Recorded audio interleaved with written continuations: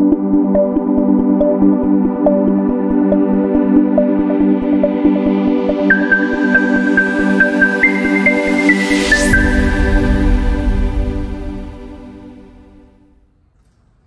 לכולם, כאן ערן פסטרנק, מנכ"ל בית ההשקעות פסטרנק שוהם, עם וידאו קצר, סקירה על 2023, שזה עתה סיימנו, ומה צפוי לנו ב-2024. נתחיל קודם כל בימים הקשים שבהם אנחנו נמצאים, וכולנו תקווה שנדע ימים שקטים ובטוחים במהרה, ושחיילינו והחטופים יחזרו הביתה בשלום. שנת 2023 אפשר לקרוא לה שנת הפרופורציות, שמה כולנו בפרופורציות, עברנו אירועים קשים, חברתיים, פוליטיים ובוודאי ביטחוניים מאז השביעי באוקטובר. נדבר על השווקים, מה היה ומה צפוי. נתחיל בשוק המניות, רכבת הרים בבורסה בתל אביב, דשדשה, עלתה וירדה במהלך השנה, באוקטובר ירידות חדות, נובמבר ודצמבר עליות.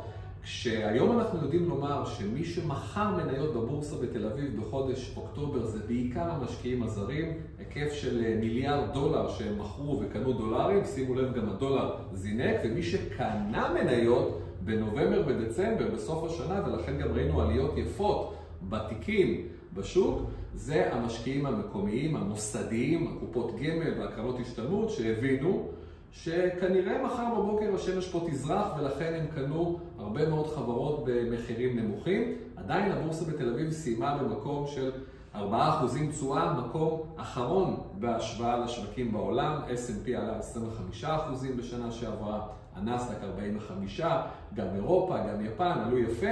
כלומר, אנחנו נראים לא טוב. מה שהופך את השוק שלנו ליחסית מעניין קדימה, ברגע שיש אירועים לא כלכליים, מחאה, מלחמה, שמשפיעים על הבורסה, הדברים הללו גם עוברים, ואנחנו מצפים גם לראות תיקון והתאוששות.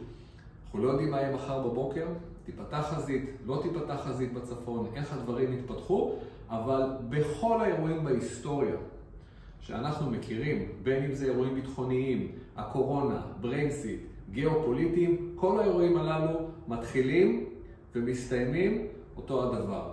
פאניקה, ירידות חדות, אי ודאות, לפני שהאירועים מסתיימים, לפני שהכותרות בבוקר בעיתון הן כותרות טובות, כל הבורסה עולה. מסקנה מה לעשות? לא לעשות. לתת לרעש לעבור, נעבור גם את הימים הללו ונקווה מהר. שוק אגרות החוב, סיפור מאוד מעניין קדימה, הזדמנויות מעניינות בשוק אגרות החוב. אנחנו היום עומדים ברמת תשואות שלא ראינו שנים. גם בישראל וגם בעולם, התשואות בשוק אגרות החוב ברמה של 5% פלוס, בדירוגים הגבוהים ביותר של הבנקים, של החברות הגדולות, לטווח של כמה שנים קדימה. תשואות שכנראה לא נראה אותן בעוד מספר חודשים או בעוד שנה-שנתיים. מדוע?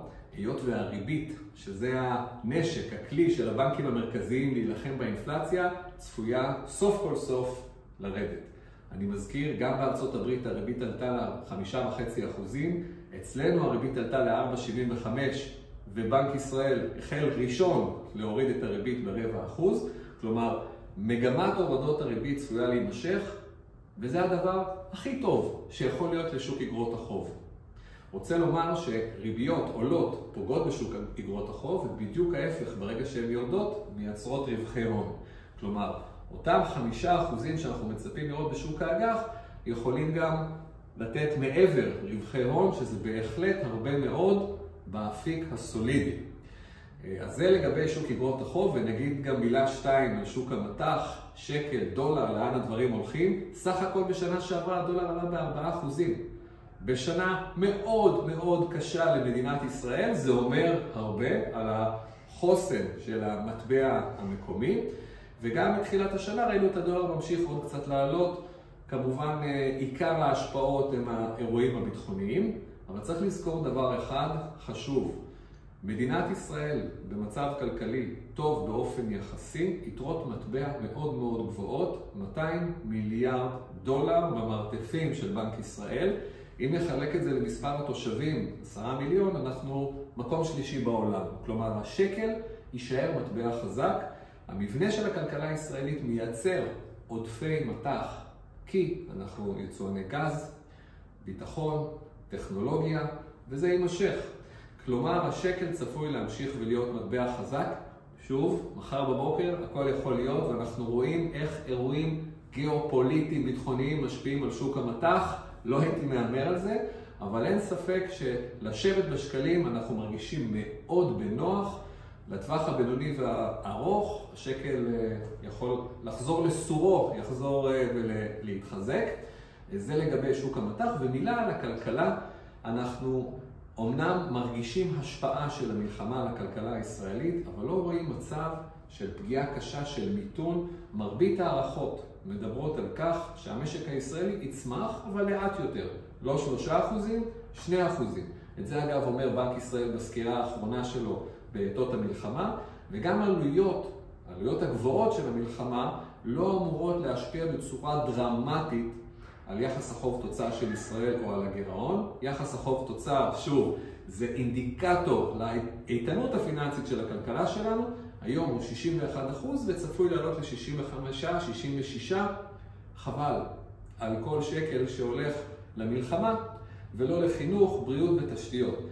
אבל אם אנחנו באירוע מאתגר מסוג זה, טוב להגיע מעוצמה כלכלית, ואנחנו כולנו תקווה שאת האירועים הללו אנחנו גם נעבור בקרוב, כולנו יחד ובהצלחה.